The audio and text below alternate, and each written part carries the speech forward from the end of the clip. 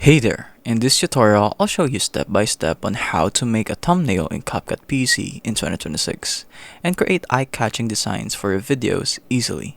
Make sure to follow the instructions till the end. To create a thumbnail in CapCut PC, first you must be inside the studio. Inside the studio, navigate your cursor until you find a cover button. Click the cover button and click Create New Cover.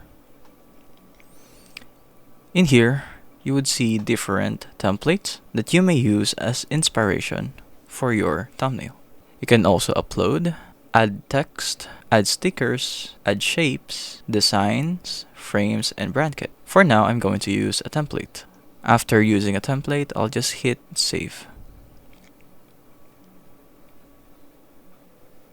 And there we go. Now, the last thing to do is to just export. And there you have it. You can see that my video has now a thumbnail. If it helps, leave a like and subscribe for more tutorials like this.